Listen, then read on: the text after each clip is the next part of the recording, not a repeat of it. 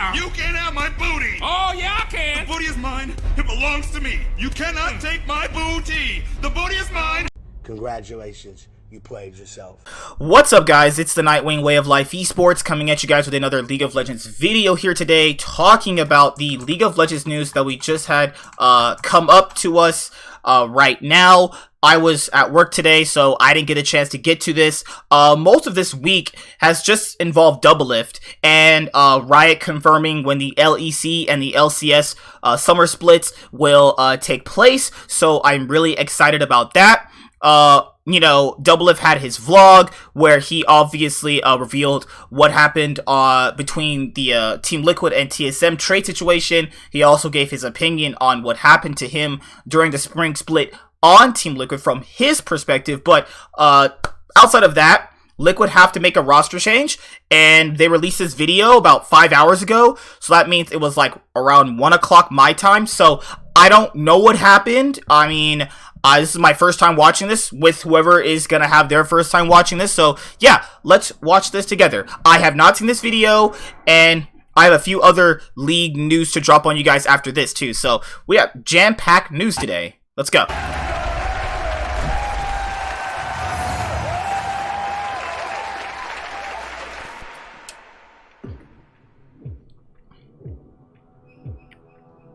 Hey, what's up guys, it's Steve, and I wanted to provide an update on all of the changes between spring and summer. As you know, we had some incredible success for back-to-back championships in North America. We had a really great run at MSI, fell a little short, a lot short maybe, at Worlds, and then here in spring of 2020, it's been really difficult and obviously extremely disappointing. One of the things that's really important to Team Liquid and also myself is that we have a commitment that's unwavering to winning. And so after the disappointing performance in the spring, we decided that we wanted to take a look at why that happened. So I had conversations with every one of the players multiple times, every one of the members of our coaching staff, analyst staff, and then I had about 7 people that I reached out to that I just value their opinion and I spoke with. And you know, it's kind of like a doctor coming in and seeing a patient. You want to diagnose, you want to figure out like what are these symptoms, what's going on. One of the main ones was our coaching methodology and our current structure on the coaching side. We saw problems with our band pick, our preparation going into games, our analysis when it came to all of the different permutations for the band pick process, and lack of charisma and leadership in the training process. These were all some of the things that we saw on the coaching side, and we know we needed to make some changes.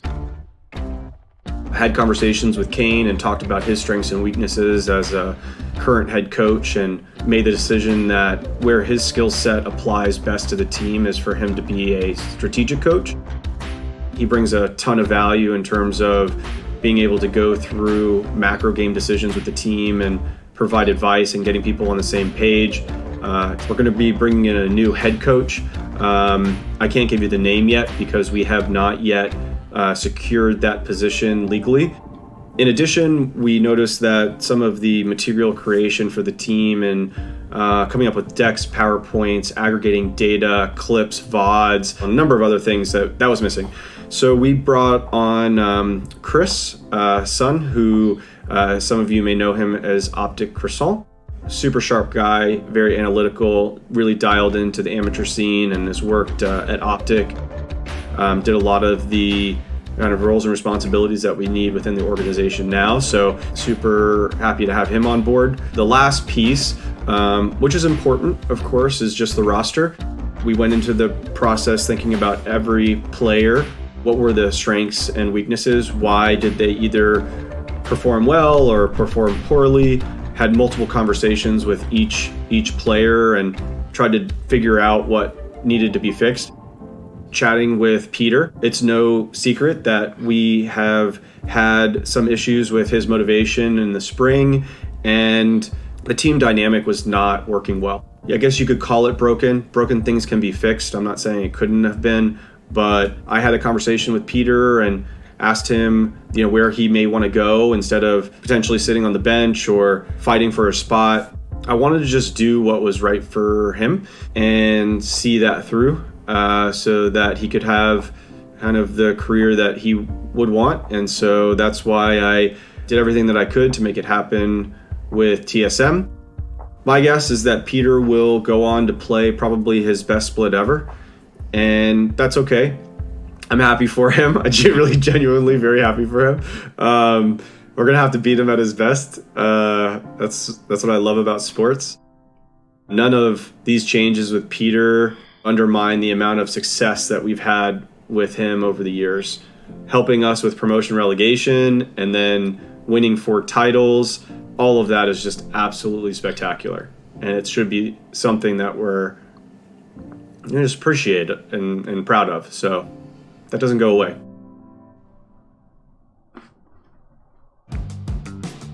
And knowing this, we've had recent talks with Tactical, and he's extended his agreement with TL and will become the starter for Team Liquid. Tactical and Core JJ have a really awesome synergy if anybody's tuned into their streams.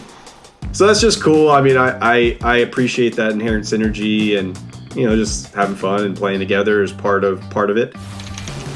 He's dedicated. He's got a great relationship with Impact and with Core, and his mechanics are solid. I remember when he played the Callista game and he was like auto attack jumping into the tower in the 1v2 on bot lane. I just thought that was super sick. Yeah, I just love that. I don't know, that moment sticks out to me in terms of his mentality. He's gonna grow as a player over time, and I'm just super excited to be able to do that with him and for him to get all of the resources at Team Liquid, and really excited about having him with the TL organization. Everybody's got to pull their part. This is definitely not like, oh, well, making a change is suddenly going to fix things. It's just not how it works. Like these things are complicated, and there's a lot of things that affect underperformance like the one that we had, and we're going to give it our best, and I believe that will be good enough. And I really want to fucking win, and I know these players really want to win, and I believe that we can. To all the fans, I appreciate your loyalty and your, watching and cheering and all that kind of stuff. And that's the update. All right, thanks guys. Love you. Bye. Okay, so Tactical will be their starter ADC. I think that a lot of people would have liked to see Kabe there, but obviously Kabe can't come because of Broxton and Core JJ already being imports. Sorry if I left that out in the previous video, but I actually thought they would make more roster changes because they had a really bad split. They went from 1st to 9th, which is obviously a big downfall from what we have been accustomed to, and I personally think that bringing in Tactical as a starter is the right thing for them. I think that a lot of people wanted Sneaky, and I just didn't see Steve getting Sneaky. Well, obviously, even if he wasn't like a little owner of Cloud9 in like that advisory role, I still don't believe Steve would pick Sneaky. I just don't actually believe that. But Tactical as a starter, if he liked playing with Core JJ, and if he actually think Tactical is good, then go with Tactical. They definitely have a weaker roster. So, like, on paper, I'm predicting Cloud9, TSM, Team Liquid. So, that's kind of where I'm actually having my 1st to 3rd place teams currently right now. So, yeah, if you guys are huge Team Liquid fans, then Tactical is your starter over Doublelift, since he is now on TSM. And Kane is now a strategic coach for Team Liquid, and they will be obviously finding a new head coach, but they haven't legally got him yet, so they can't reveal his name. Alright, so what's the next bit of news? Official, Huni and Grig have been dropped from Dignitas and Riot Games' global contract database. Earlier this month, Dignitas announced that they'd had given their top laner, star Huni, permission to look for other teams before the League of Legends Championship Series summer split. After a disappointing spring split left them out of the LCS playoffs, he has now been dropped from the org in Riot Games contract database found here.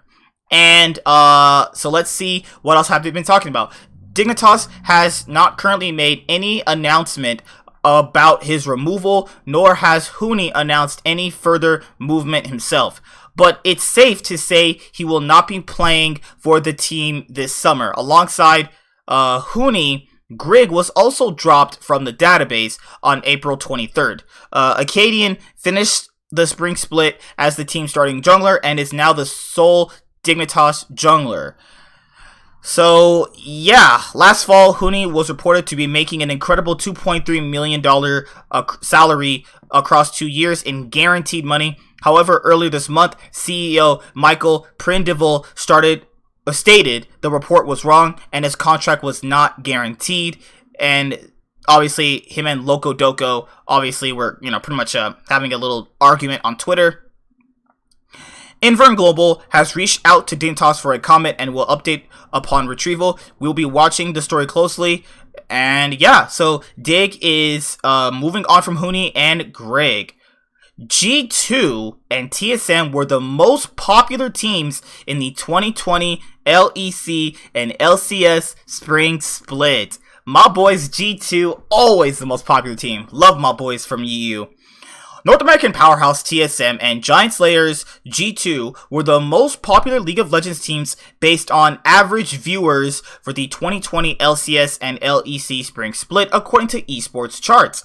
The LEC spring splits reached new heights this year with the continuation of G2 and Fnatic's dominance paired with the new European talent put on display. This led to the LEC overtaking the LCS in terms of peak viewership this year and retaining the lead in average viewers across the season.